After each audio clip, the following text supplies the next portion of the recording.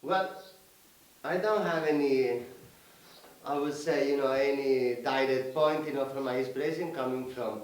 I think, my inspiration come from my life, somehow I've been from really, really young age, I was attractive, in, uh, in the costumes, somehow in like American Indians, all like different tribes, in the world.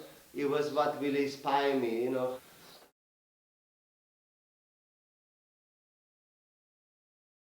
For me, it's really important, when I do presentation, somehow to represent, the situation that we are into, the days we're living into. I don't know, I get inspiration for the real life, what is going on today. I not get inspired, by old movies or movie stars or even particular characters, no. I get more like a global picture of things, what is going on in society and environment and yeah.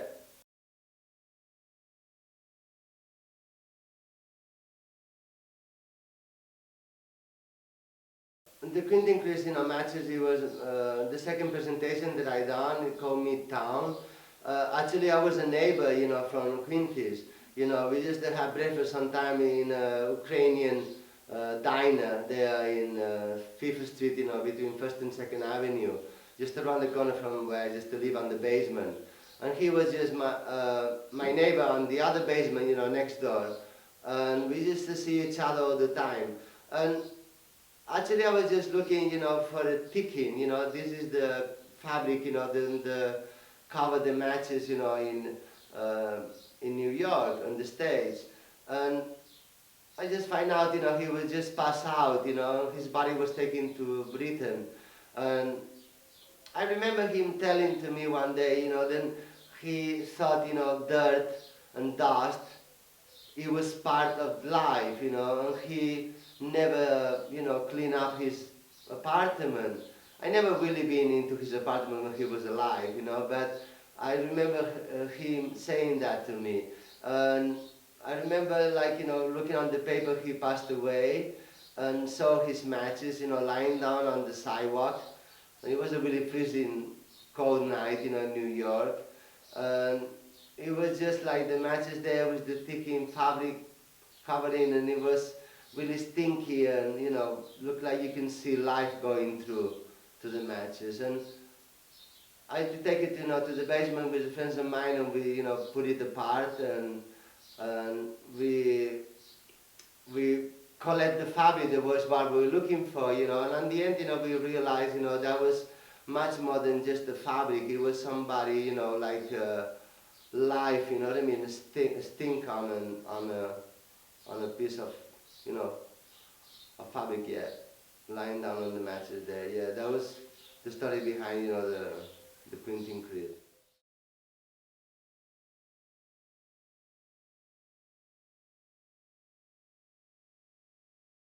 I don't used to have any money down by the time, and I live in the basement, and I used to go out, nighttime, with my bike, and just go all around, the city. I know I work in the garment industry, before, not as a designer, but in the industry relating, to fabrics and all that. I used to know pretty well, where all the factories and all the garments, spots were in the city. And I used to go at night time and collect, the leftovers, I would say, and through that, I developed my first collection, and the second one too. And that was, I thought, the creativity most of the time come out of necessity.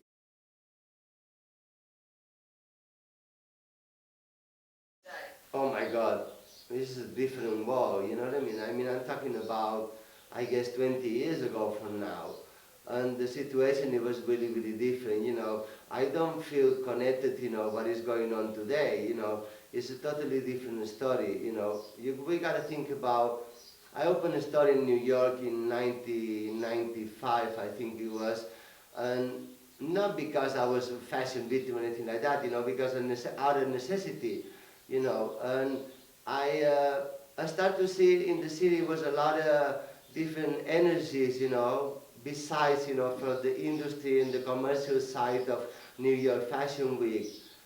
And it was a lot of people like Susan Gianzolo, it was, Blaise. Sorry, Blaise was from Paris, but I used to sell him too on the store. But it was, Bernadette Corporation, it was Ashford, it was, I don't know, a lot of people in New York, they don't have anybody, to represent them or a spot to express themselves, And I thought also by that time I come to be really close friends, with Lee, Alexander McQueen, from London, and he helped me out, I just do consulting for him and research, and all the bombs and horns and everything, I collected for him, from different stores in New York, and all that. I just go to London and spend like a month and a half, sleeping on the floors in his studio, and working, with internships, with his team, to develop, the new collection. Sorry, I got somehow lost, but no, yeah.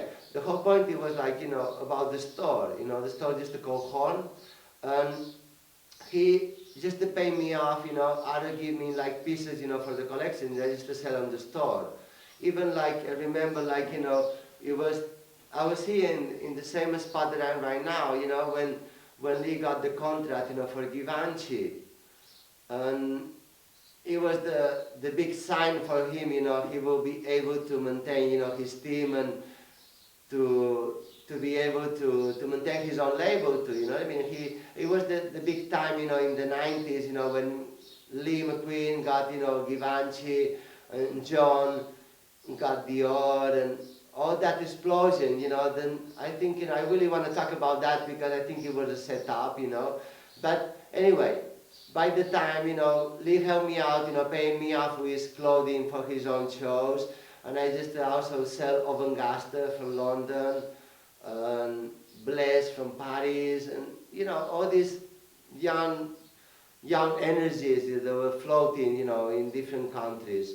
And that was the biggest platform that I have, to connect, with the industry, because I never before it was even interesting about it, I never really even realized, and I don't know, Saint Laurent or Chanel or these people that were clothing companies. I mean, I was more connected to the clothes in a way that I used to go to London for a really, really young age. When I was 13 years old, I started to go to London. And after that, I started to get really into like the music industry. Not like today, Beyonce or Lady Gaga or, Christina Aguilera and all that kind of stuff. It was much more into, a new revolution in society, like the punk and the after punk, it was a social movement.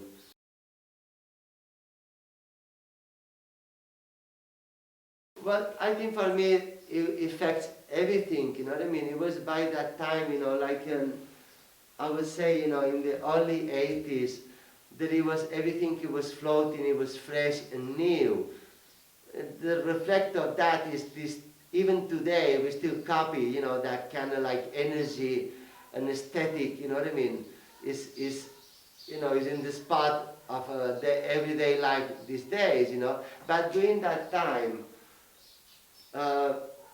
God, one second, I gotta say, one thing, I'm wearing a burqa, not to a religious purpose or social purpose or anything like that, I'm wearing a burqa because I think it's so much exposure out there on the visual, of the human person, and it's been so, in a way, pushed to be so paranoid about his visual and image, and physical image, that is all focused about how you can sell yourself, And I think a burqa, if you disconnect the burqa, from the religious side, and I would say, on the repression of women, that is,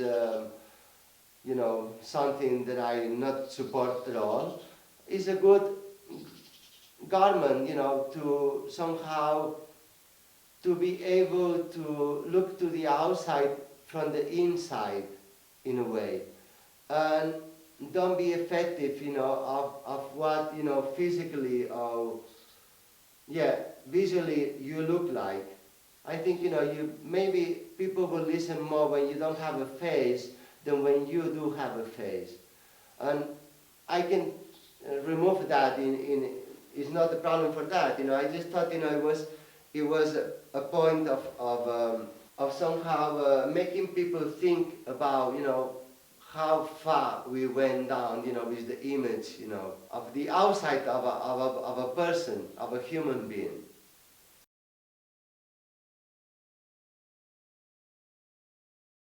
No, not at all. I think, it's such an important, venue of communication. I mean, clothes is being portrayed, these days as something really, I would say, important, but in the same time, powerful in society.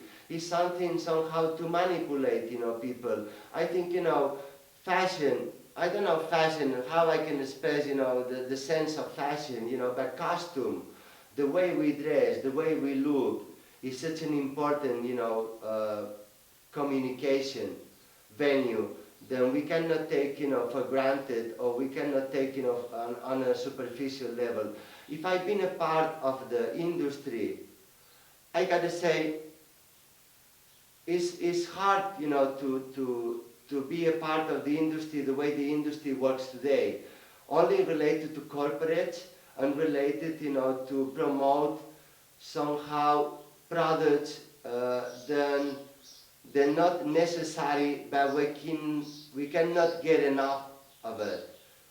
In a way, I would say, you cannot never get enough of what you don't need, and that's what I think, the reflection of the industry is today. And that, I don't want to be a side of it, but I want to try to find a way to fight that, to somehow, I think it's more important today not to be in fashion. It's more important how to bring down fashion. In a way, then you find a new energy, a new perspective, how clothes can influence society and human beings, and not manipulate them.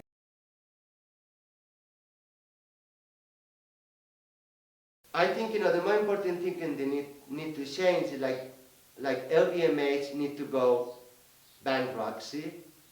I think, we're looking like a capitalism, I'm not a communist, but I think capitalism gives us this emptiness, then, well, for them it's like, new windows, every 2 or 3 weeks, you know what I mean, to be able to create that kind of desire, but the desire that don't really bring us any happiness, and I think, it's really important is to bring down the corporates and to embrace the individuality. I mean, it's not about making ourselves riches, to be able to be a fashion designer. It's be able to represent the reality of what is going through in society. And of course, in that reality is a space for dream on, and to somehow to dream, dream on a sense of like, we can be something better, but not dream on be a slave of trying to be somebody else. I think everything is focused today of like a red carpet.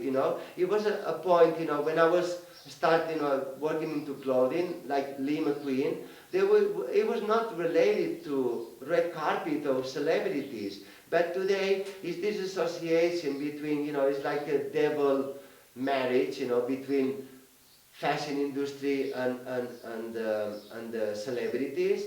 Then is so much, I mean, so little space, to be able to represent the real, true people.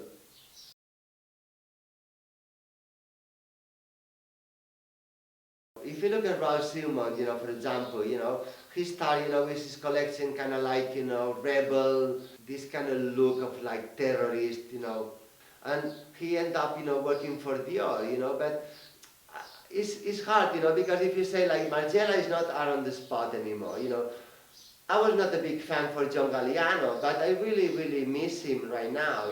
I think John has been it's been a whole setup. If I think really well about, I'm sorry, I'm going backwards. But if I think really well about the 90s, the middle of the 90s or the early 90s, the industry was focusing in a very different perspective. Like I said before, but if I really think really deep on that, I think maybe it was a strategy somehow to bring up, these super creative persons. They were like John or Lee McQueen or Margella and all these people, and embrace them up. Even maybe myself, in that small spot, in New York, in the middle 90s when New York was only like about the minimalistic and sales, you know what I mean? And the industry was just about focusing about the sales. If I think about all that, this strategy about, Vogue and everybody trying to look for the new thing, it was really clever for them to do that, You give the hope of on the population, like, to have John Galliano McQueen, these crazy creative persons, then bring fashion industry to another level, that it was like going to, I don't know, Lee and John, somehow his shows, they were, I don't know, make people dream, or having a nightmare, in the case of McQueen, but it was making do something to the people.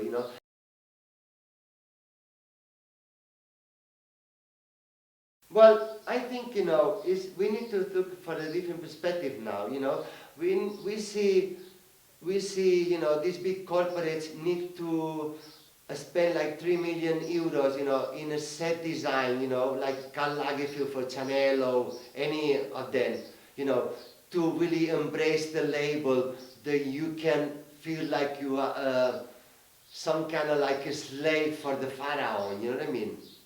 We make us think in the other direction. I think, important things, and things gonna change, things going forward. It will happen in really small venues, with a really small audience, Then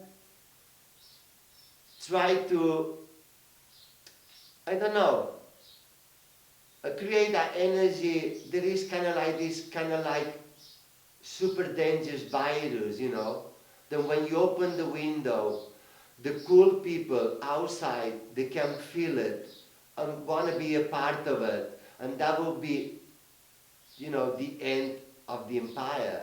Because when we got the trendy, I would say, people, they have a spotlight today, going to the other side, because they need it, to be cool. That's when the industry will lose the power.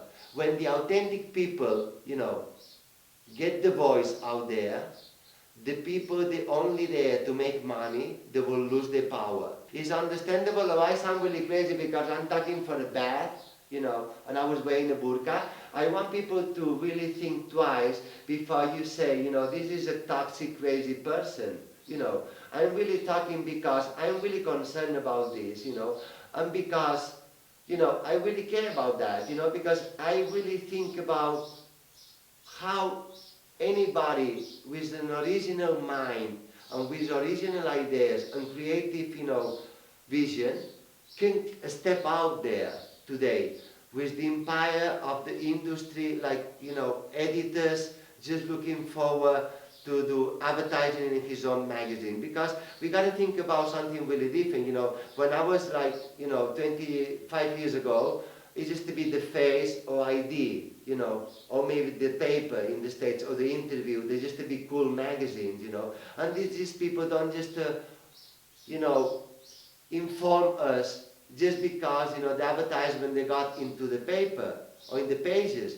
Just inform us because it was something going on in society, And today, it was this old documentaries, even a movie about the September issue. I got one a September issue. And when you get a September issue, the September issue is this thick, right? And when you put all the pages for advertisement, and all the pages, editorial pages, related to advertisers, and stories related to advertisers to promote, their labels, you will end up, with a Vogue September issue like this thing over here. It's because it's all fake. Wake up. I think, this is not the end of it. This is just we're watching the decadent, and we're watching the empire falling down.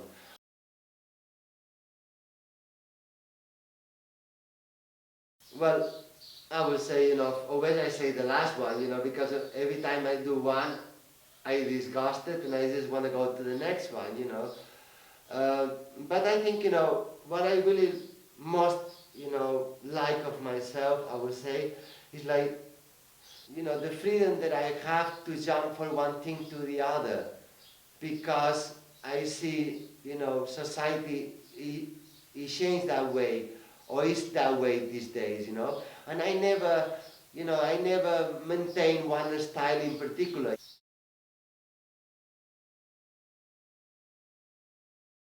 Well, the inspiration behind this, it was like, losing contact and losing contact about everything and anything, that was related to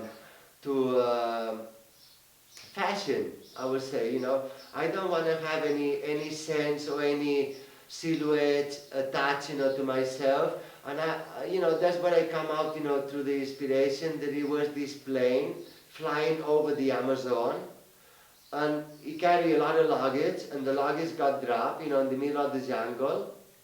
And Yamomani, the Indian, got the luggage, and what was inside the luggage, he put it into his body without having a knowledge of what, the garment they were purposed to.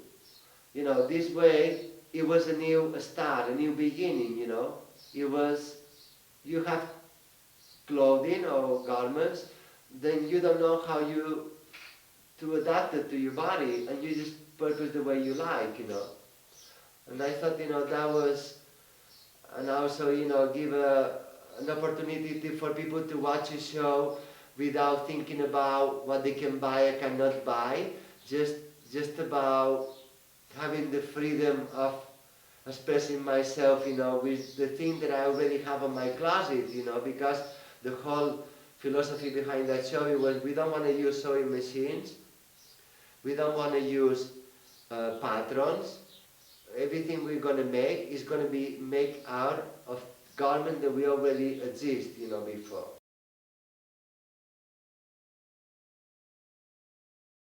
Yes, I think it is really important, then we maintain, somehow, garments to be able to sell to, but I think, you need to sell on necessity, more than just, pursuing, garments for a certain time, I think, people need to be much more conscious about what they purchase, because the grounds on the planet, they're sinking already. We don't have, grounds to be able to cultivate, cotton to fill up, the full population on the demand. We're growing, every year in much more millions of people the demand, like, garments to be able to wear. But these garments is not demand on necessity, it's demand on trend, And that's what is important to really make a point on that. Is important the production continue? Yeah, of course, but it's important that production continue for the purpose of fulfill a need. A need, I mean, on a sense that when it's cold, we have garment to be able to cover ourselves for the weather condition, and when it's warm, we'll be able to have garment that much more lighter, adaptable to the climate, But we don't need every 2 months garments, to fill up our closets. For what? To be able to do what? To have a look that is fresh every 2 months. That is losing your own personality, because your personality don't change every 2 months, I think, a style is connected to personality. And I think somebody cannot change his style every 3 or 4 months, because this is something you have in your soul, on yourself. and it's something that is not seasonable.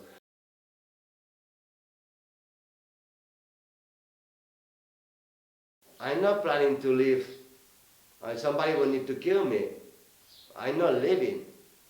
I mean, I'm here to speak myself. Maybe I'm not there every 6 months, because of that they make it, you need to have this big venue. It's not easy, to collect money, to do a show. If behind that you don't have a marketing strategy, that I think that is really anti-fashion to have a marketing strategy behind your show. Because everything is based on sales. All the respect people get today is because how much they sell or how much money they have. That for me is not exciting.